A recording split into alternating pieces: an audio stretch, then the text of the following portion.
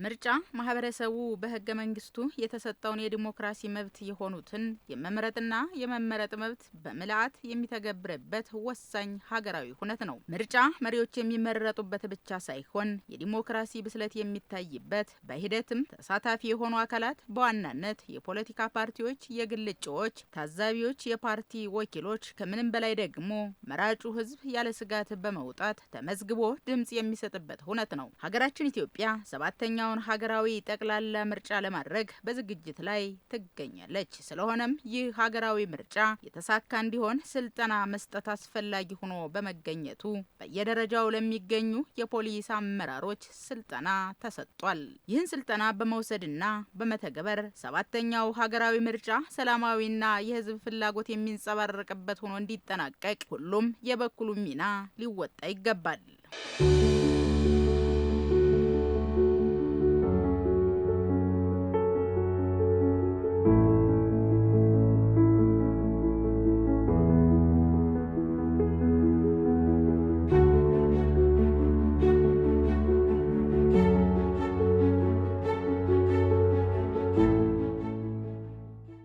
ተአማኒ ምርጫ በደንብ የተደራጀ የምርጫ ስርዓቶችን መዘርጋትና መፈጸም ብቻ አይደለም። ከዚህም በላይ ተአማኒ ምርጫ ሰላማዊ፣ ደህንነቱ የተጠበቀና መብት አክባሪና አስከባሪ በሆነ ምህዳር ውስጥ ዜጋ፣ የፖለቲካ ተዋንያን፣ የሲቪል ማህበረሰብ ድርጅቶችና ጋዜጠኞች በነጻነት የሚሳተፉበት አውድ መፍጠርን ያካትታል።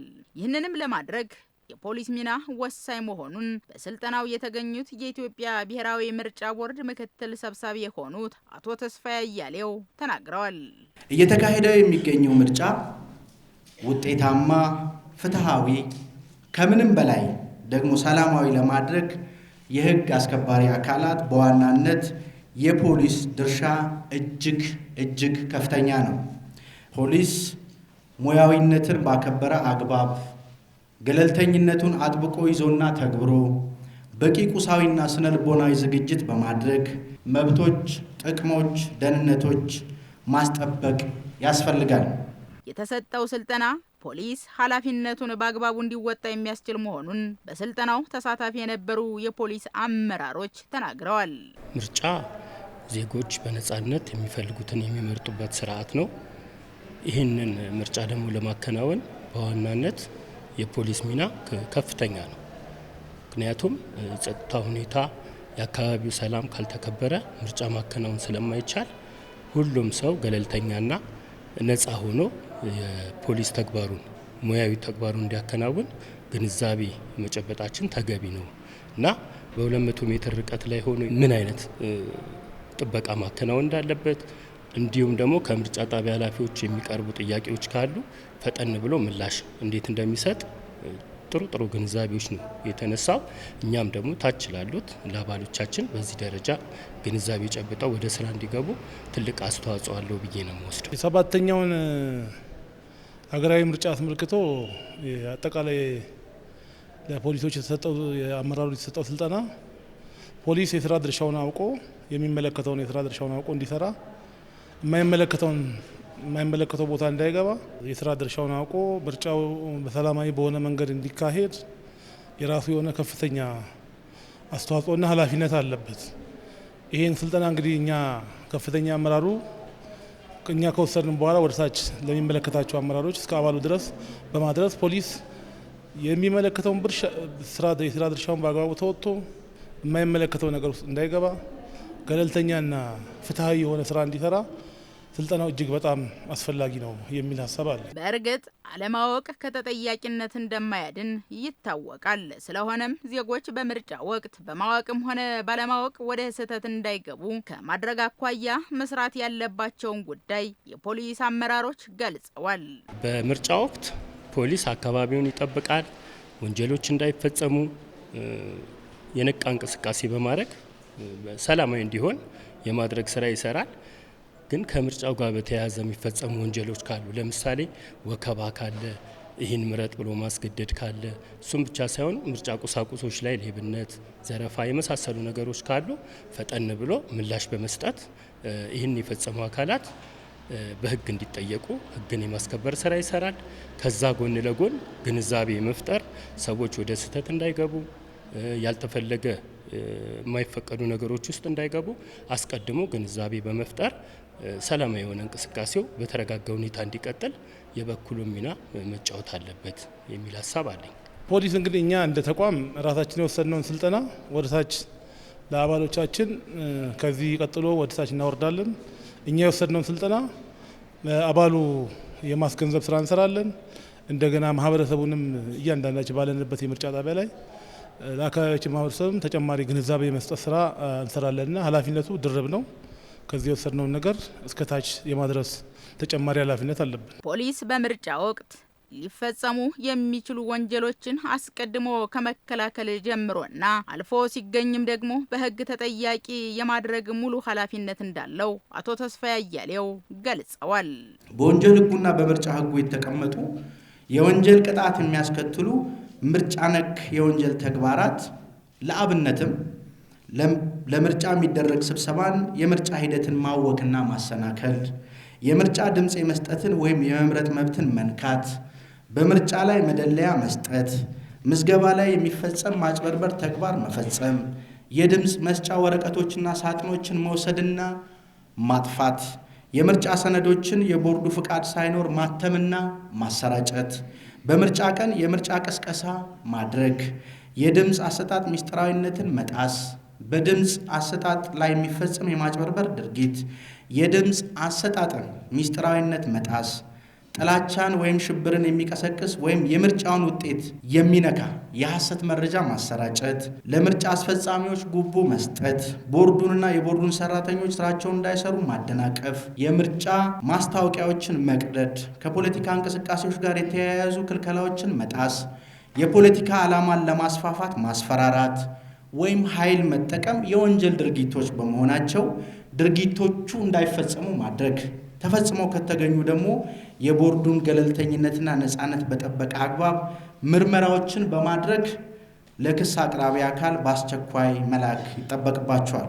ፖሊስ የተሰጠውን ተልዕኮ በተሰጠው የስልጣን ወሰን ልክ እንዲፈጽምና የተጣለበትን የሕዝብና የመንግስት አደራ በተሰጠው የኃላፊነት ልክ እንዲወጣ ስልጠናው መሰጠቱ አስፈላጊ ነው። የአዲስ አበባ ፖሊስ ጠቅላይ መምሪያ አዛዥ ሌተናል ጀነራል አስራት ዴኔሮ ምርጫው ሰላማዊ ሆኖ እንዲጠናቀቅ ተቋሙ ኃላፊነቱን እየተወጣና በቂ ዝግጅት እያደረገ መሆኑን ገልጸዋል። በአገር አቀፍ ደረጃ ለ7ኛ ጊዜ የሚደረገው ምርጫ በተያዘለት እቅድ መሰረት እንዲከናወን የጸጥታ አካላት ማናቸውንም የጎላ ሚናቸውን ይወጣሉ።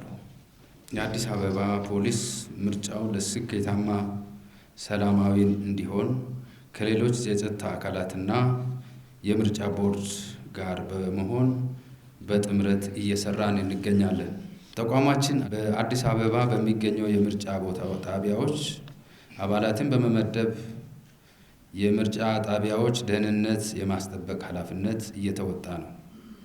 ምርጫው ስኬታማና ፍጹም ሰላማዊ እንዲሆን ተቋማችን አስፈላጊውን ዝግጅት በማድረግ በዚህ አጋጣሚ እያደረገ መሆኑን በዚህ አጋጣሚ ለመግለጽ እንፈልጋለን።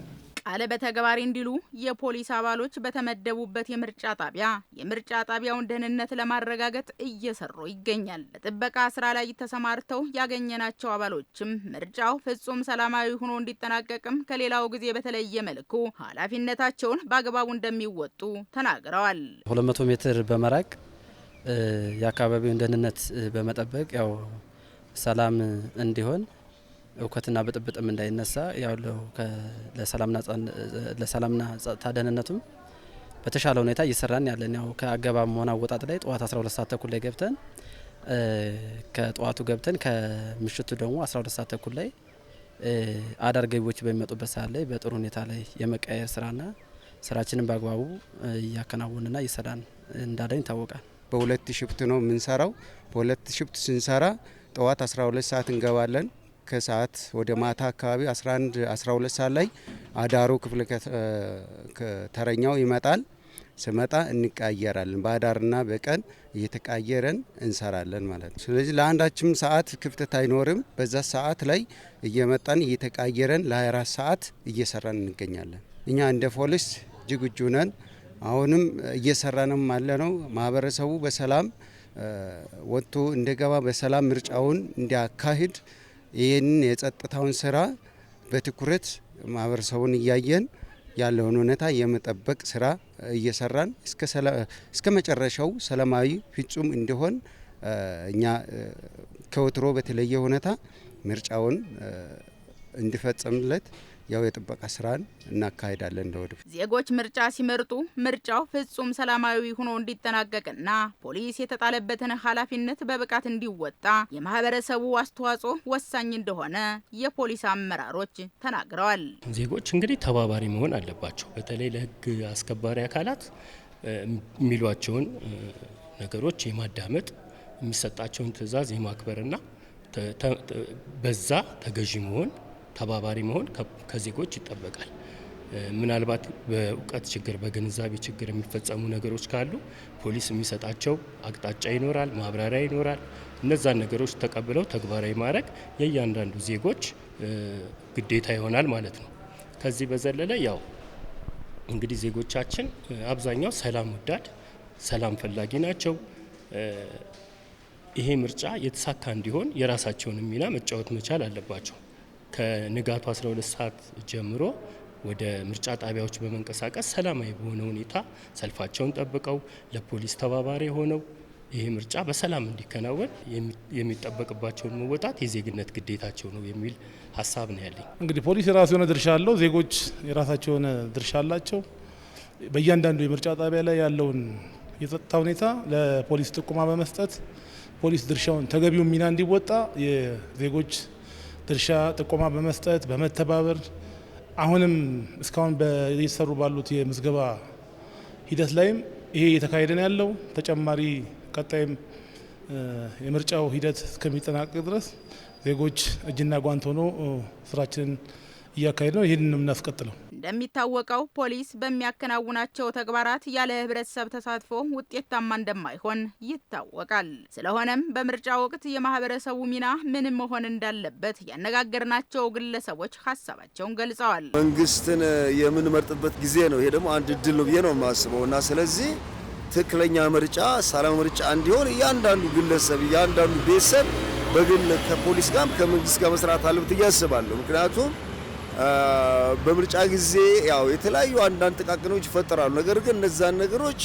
ኮንትሮል ማድረግ የሚችል ከምን በላይ ማህበረሰቡ ነው፣ ህዝቡ ነው። ህዝቡ አገሩ መጠበቅ አለበት። አገር የሚጠበቀው በህዝብ ነው።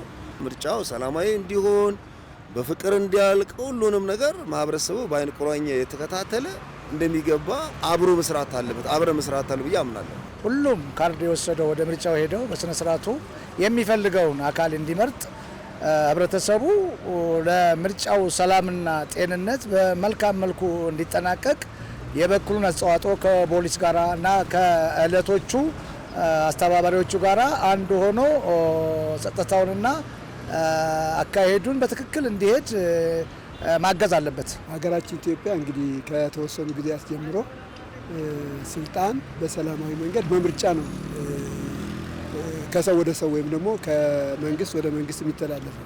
ስለዚህ ይህንን መሰረት በማድረግ ሁሉም ሰው አንደኛ ምርጫ ካርድ አውጥቶ መምረጥ አለበት። ሁለተኛ ደግሞ ሰላሙ በተለያየ ነገር እንዳይታወቅ አካባቢውን መጠበቅ፣ መንከባከብና መቆጣጠር ይኖርበታል ብዬ አስባለሁ።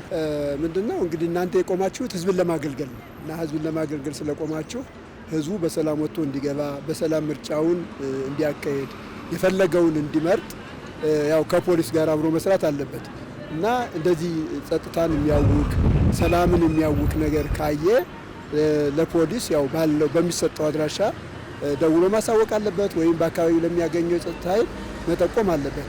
ይሄ ሲሆን ምርጫውን በሰላም ይከናወናል፣ ህዝቡም የፈለገውን ይመርጣል።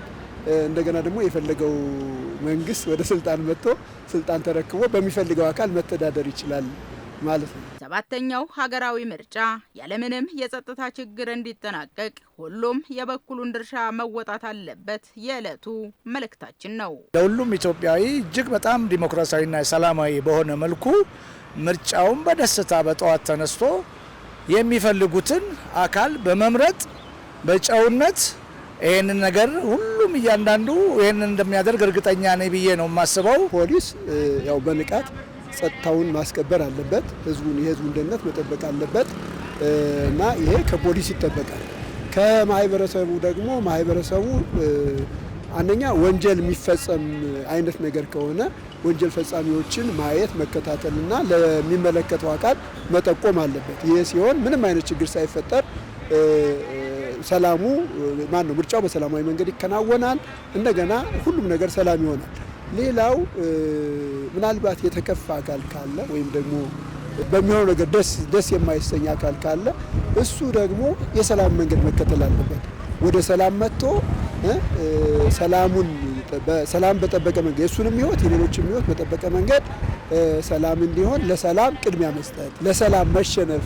ሰላም ወሳኝ ነው። ባይዘው እዚህ ዓለም ላይ ለመኖር ለሰው ልጅ የሚያስፈልገው ትልቁ ነገር ሰላም ነውና ለሰላም ሁላችንም የምንችለውን ማድረግ አለብን። የሰው ህይወት ክቡር ነው እና ክቡር የሆነው የሰው ህይወት በምንም ነገር መጎዳት የለበትም። የሰው ንብረት ሰው አንድ ነገር ለማግኘት ብዙ ደክሞ ነው የሚያገኘው፣ በከንቱ መጥፋት የለበትም እና ይህንን ሁሉ በማይጎዳ መንገድ ሁላችንም ፍላጎታችንን በሰላማዊ መንገድ ማሳካት እንችላለን የሚል ሀሳብ ነው። አገርን ከማፍረስ ሌላ ችግር ውስጥ ከመግባት ይልቅ ሰላማዊ በሆነ መንገድ ሁሉም ሰው ትክክለኛ ሀሳቡን ንጹህ በሆነ መንገድ ማቅረብ ይችላል የሚል ሀሳብ አለ። በቃ ሁሉም ሰው መብቱን ጠብቆ በሰላማዊ መንገድ ሀሳብ ማቅረብ አለበት። የሚጠይቁ ጥያቄዎች መጠየቅ አለበት። ከዛ ውጪ ግን ማህበረሰቡን አፌክት የሚያደርግ ረብሻ የሚያስነሳ ብጥብጥ የሚያስነሳ ሌላ ነገር መቼም እንክርዳድ አይጠፋምና ጠቃቃ አንዳንድ ሰዎችን ዝም ብሎ በመስማት ወዳልተፈለገ አቅጣጫ ሄዶ እቺን ትልቅ አገር ለማፍረስ ለመበጣበጥ እርስ በራሳችን ለማለት አስተዋጽኦ ማድረግ የለበትም ብዬ አስባለሁ። ስለዚህ እያንዳንዱ በማሰብና በማስተዋል ህጋዊ በሆነ መንገድ ብቻ ስራዎች እንዲሰሩ እንዲያደርግ ሁሉም ሰው ተሳትፎ እንዲያደርግ ለዚህ እመክራለሁ ማለት ነው።